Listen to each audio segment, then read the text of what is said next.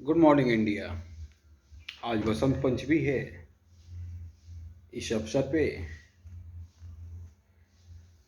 आप भाई बंधु को ढेर सारी शुभकामना। हमारे यहाँ बसंत पंचमी से फागुन का आगमन होता है। सवाल मन में आता होगा कि हम माँ सरस्वती का आराधना क्यों करते हैं।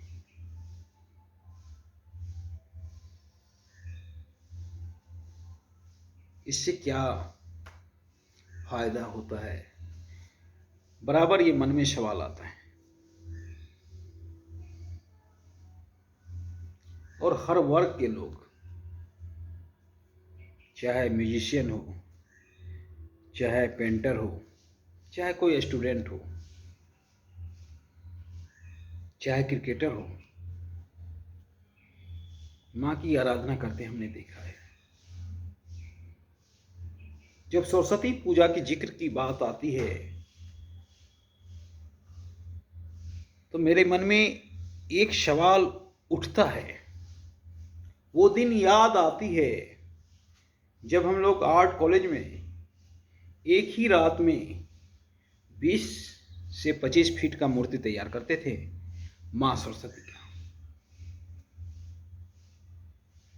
10 बजे हम लोग रात्रि में काम शुरू करते थे और 5 बजे तक खत्म कर देते थे, और पता ही नहीं चलता था कि माँ सरस्वती की मूर्ति कब बनी। ऐसी होती है भक्ति भाव। लगभग 10 से 15 लड़के काम करते थे और बाकी सारे लड़के बैठे रहते थे। जो पेंटिंग डिपार्टमेंट का, जो अप्लाइड डिपार्टमेंट का था, वो सब लड़के बैठे रहते थे और स्कल्पचर डिपार्टमेंट का लड़के काम करते थे। और जब सुबह होती थी तो हुजूम लग जाता था देखने वाला का। चाहे मीडिया वाला हो, चाहे टीवी वाला हो, चाहे आम पब्लिक हो, सबों के लिए एक आश्चर्यजनक बात थी कि रात भर में इतनी बड़ी मूर्ति कैसे बन गई। ये होती है साधना, पता ही नहीं चलता था कि 25 फीट की मूर्ति रात भर में बन जाती है, फिनिश हो जाती है। तो ये मां की साधना है और कुछ नहीं है। 25 फीट की मूर्ति बनने में कम से कम 10 से 15 दिन लग जाते हैं, पर एक रात्रि में 25 फीट की मूर्ति बन जाए, ये सबों के लिए आश्चर्यजनक बात है। यही होती है साधना।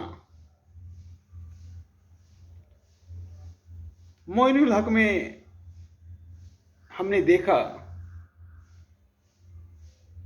वहां पेन कॉपी नहीं था मां के साधना के लिए। वहां बॉल और बल्ला रखा हुआ था और मां की मूर्ति भी बॉल और बल्ले पर रखा हुआ था। दिल को छू लेने वाला वो दृश्य था। और म्यूजिशियन या आर्टिस्ट तो मां की साधना करता ही है। साथ साथ हमारे जितने भी स्टूडेंट हैं, सब मां का साधना करते हैं और करना भी चाहिए। साधना करने से, पूजा करने से हमारे शरीर में पॉजिटिव एनर्जी का संचार होता है,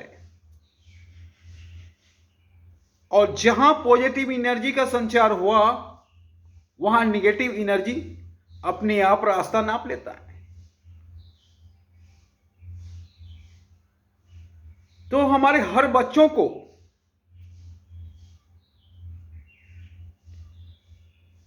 हर टीचर को, हर म्यूजिशियन को, हर आर्टिस्ट को साधना करना चाहिए, पूजा करना चाहिए। पूजा का दूसरा रूप साधना है। मैं चाहूंगा आज पूजा करें और साल भर साधना करें, अपने लक्ष्य का पीछा करें। एक स्टूडेंट का क्या लक्ष्य हो सकता है? एक आर्टिस्ट का क्या लक्ष्य हो सकता है? एक आर्टिस्ट का लक्ष्य जितने भी पेंटिंग बनाएं, जितने भी एग्जीबिशन करें। एक म्यूजिशियन का लक्ष्य जितने भी म्यूजिक अच्छा से अच्छा बना सकते हैं। तो ये साधना हुआ, समर्पण हुआ।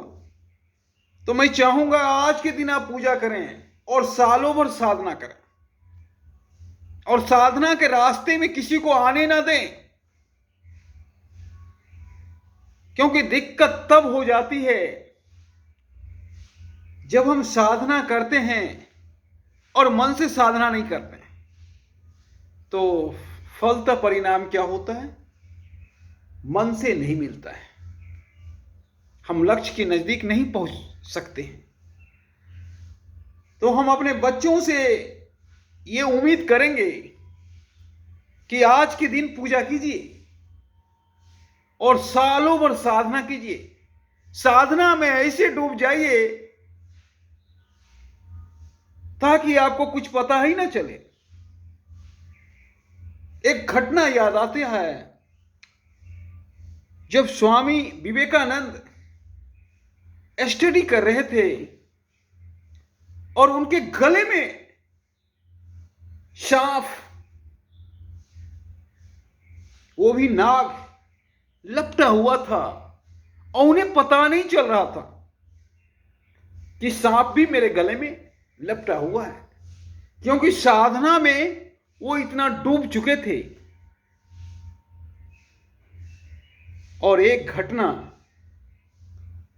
हमारे प्रथम राष्ट्रपति का डॉक्टर राजेंद्र बाबू, उस जमाने में हर घर में बिजली उपलब्ध नहीं थे, बेचारे रोड पे वेपर लाइट में पड़ रहे थे, और उस होके एक बराती क्रॉस करता है, पर राजेंद्र बाबू को पता नहीं चलता है।